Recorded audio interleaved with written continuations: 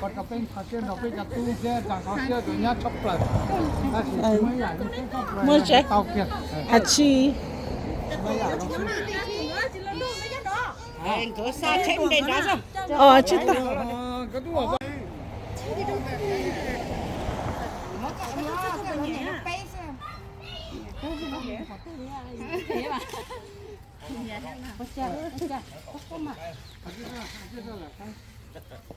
chứ tôi là tao này khó vui thì cỡ tôi giờ tôi chỉ tao muốn lo tê thì gió thế anh chỉ cho chơi mù đi ó nhận lá chỉ lấy đấy lá chỉ lấy chỉ bấu cái cho là chỉ cá thế cho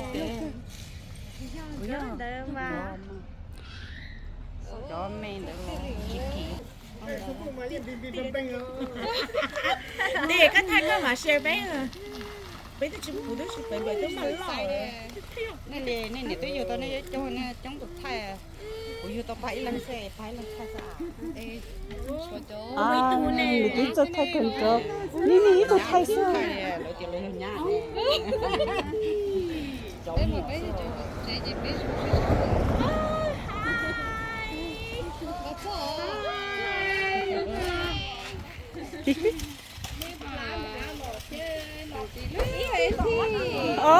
rồi sẽ chụp lại đi alo rồi sẽ chụp lại cái tôi chó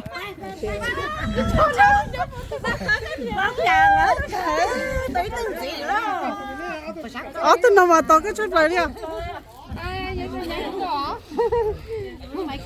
okay. Yeah.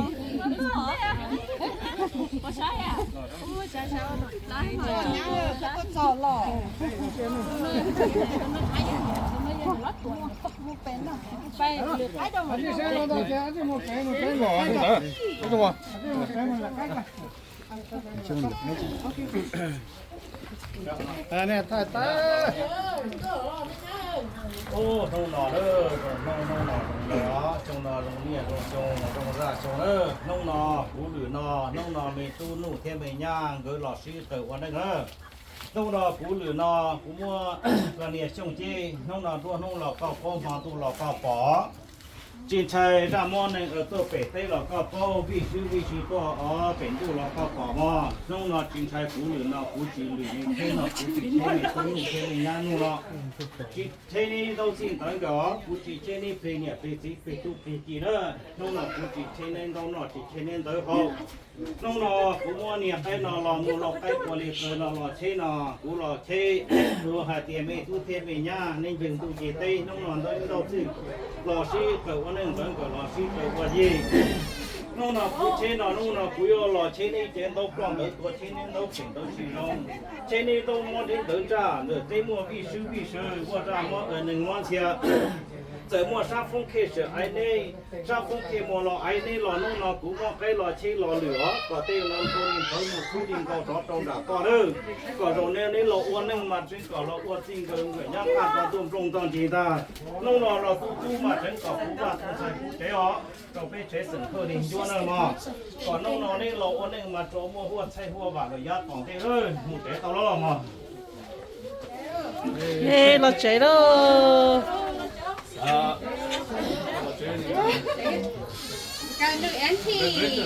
That's our auntie Nulo.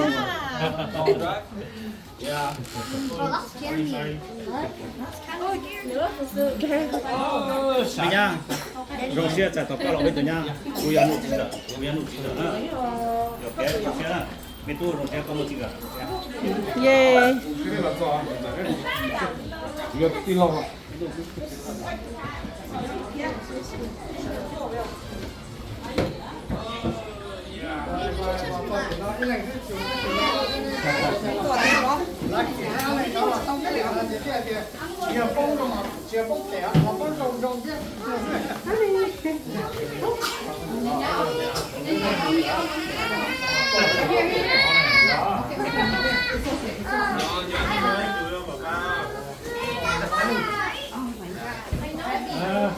chế thì không nói gì nhà là nó phải chạy một cái tỏ có cho nó nào cái nó mày nhiều lúc già mà già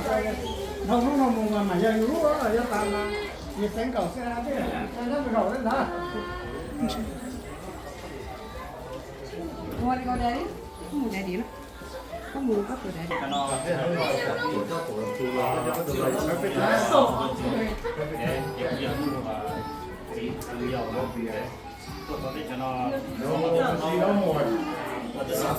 Tired of it too.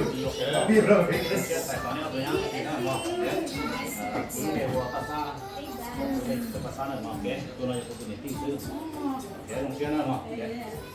Với chạy ba giờ nó khay tòn đấy chứ. Chạy nó qua. Nên chỉ nó nói trong xe thôi thì nó khay tòn đấy. Để cho ba tòn đấy. Có chạy trong xe rồi đấy chứ. Tuần nó nói chạy như tuần gió rồi. Quá rồi. Tôi là four, 5 words. That's a lot. That's a lot. Perfect timing.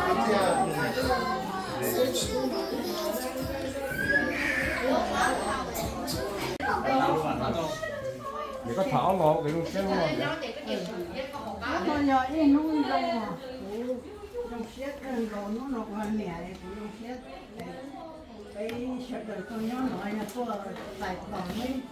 Nó nói là nó lấy tuột nó lấy xí. Nó tốt. Có chồng nó rồi. Cái này có tất cả nó rồi. Cho nó. Cho nó xả tổng nó nhé nó. Gia đình bận cố con nhà gia đình ta ít chút thế nữa cũng cho nhỏ thế cô sẽ được mua chỗ mua gì ta chỗ chỉ nụ nhá có xuồng đỡ số để nó lấy cho ở tổ tiền rồi nhá để chúng có xuồng rồi số cũng cho nhỏ xuồng lên nhỏ nó là nó cũng trong chiếc chặt rồi đấy chiếc tàu nó con nhà nó sẽ cho phần mấy lò này sẽ lưu vào cái ngoài trời chia sẻ của ta sẽ lại cho này làm nhỏ xuống nó sẽ chặt rồi nó chặt rồi sẽ nó họ nói là có con họ tài tỏ lên này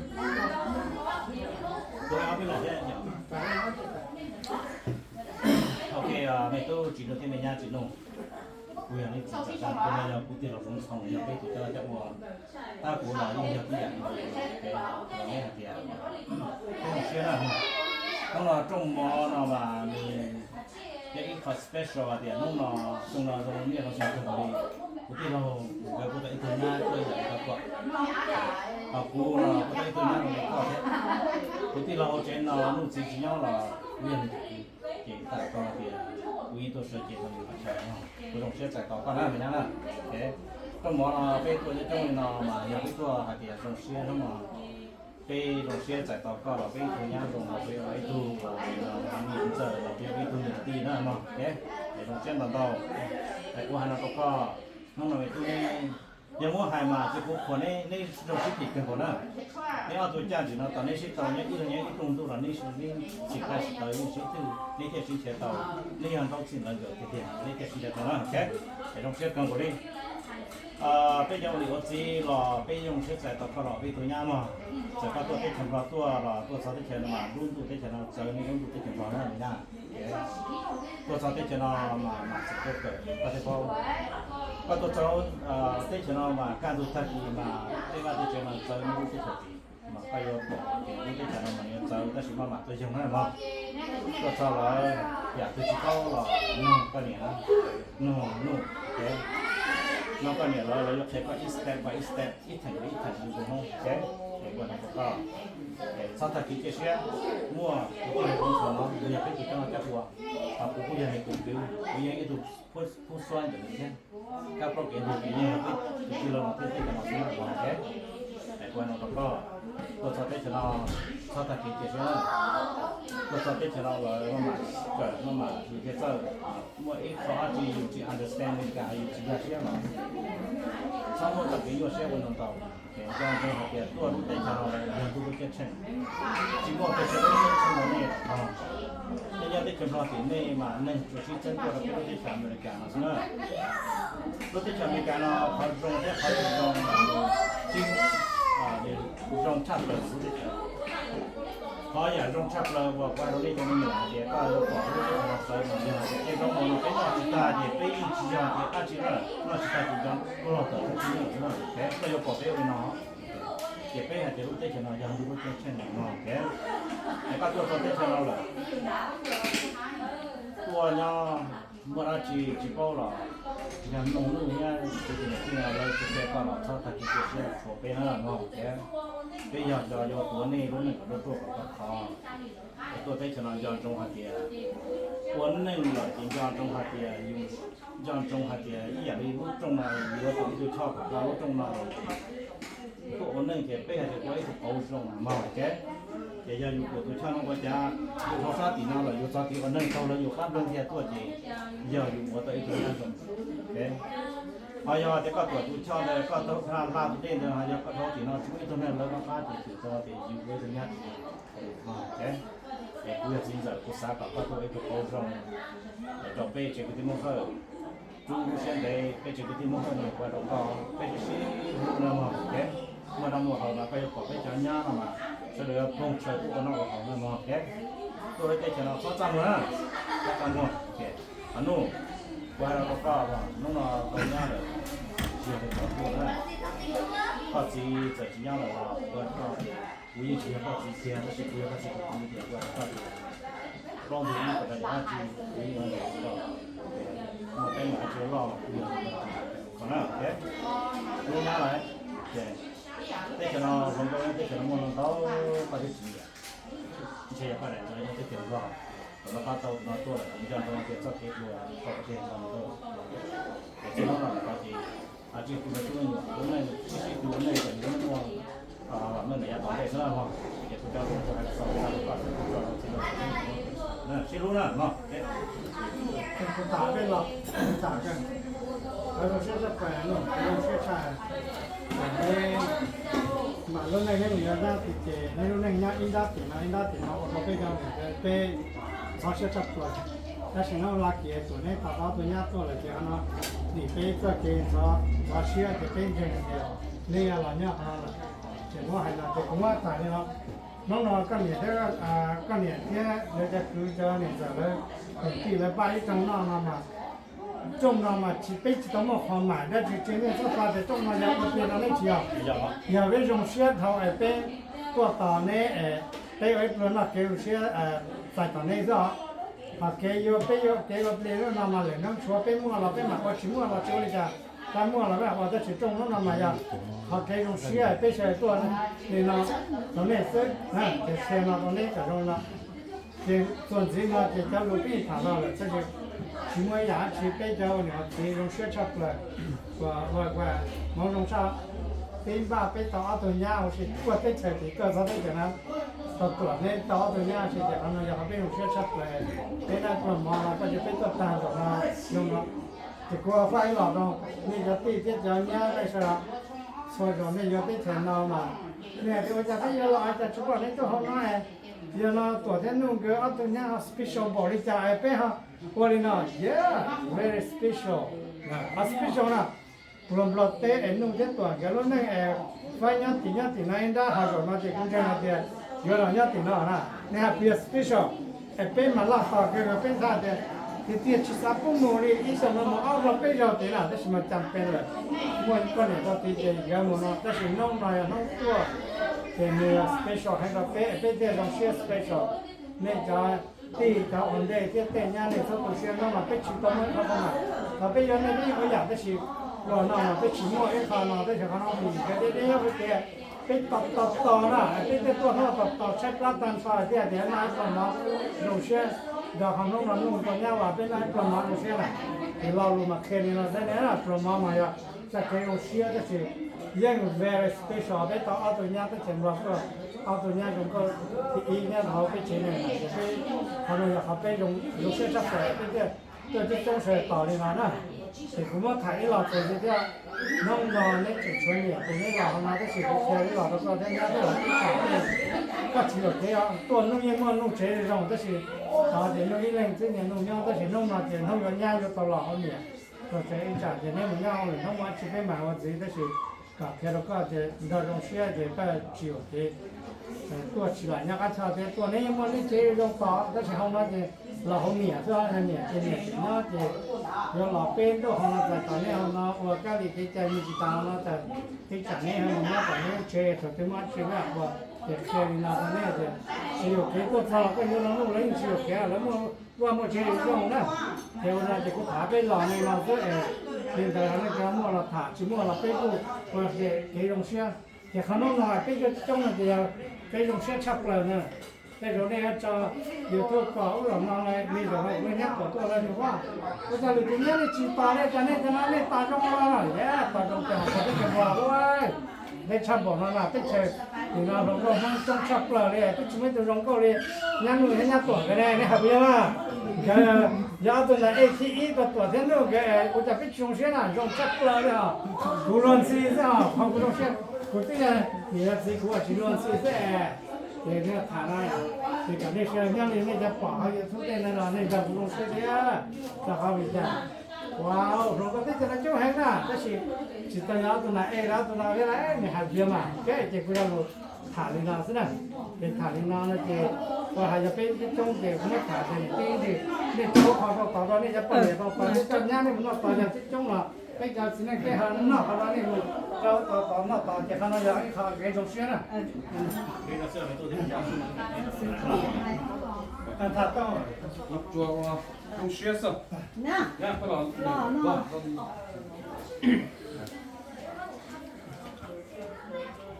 không xuyên đâu không thấy đến giờ này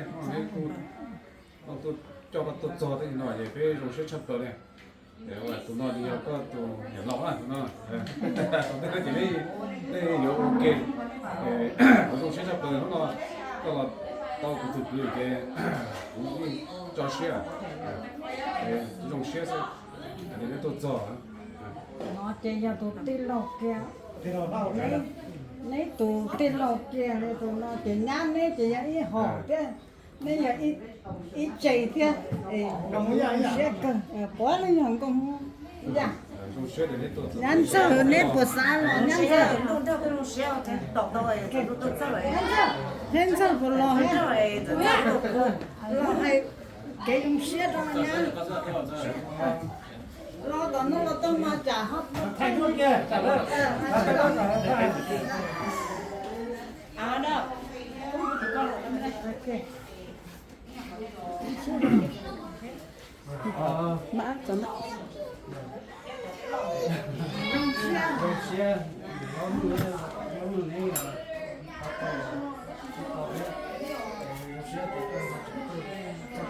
tôi cứ có tích cái con dầu này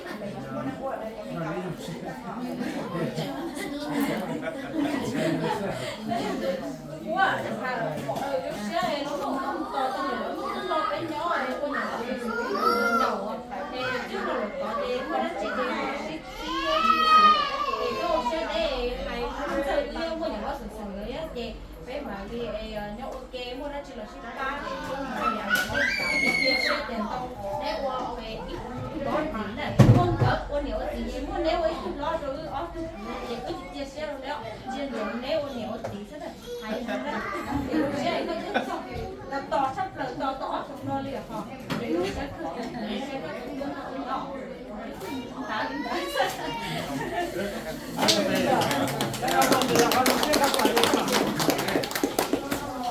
cái đó xứng mà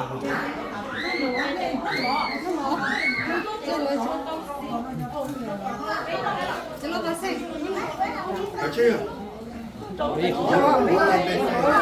cho kênh Ghiền Mì Gõ để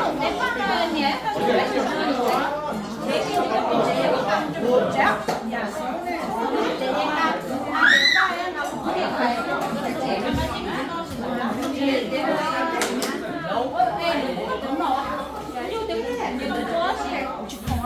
phải uống các ăn đi để cho lại papay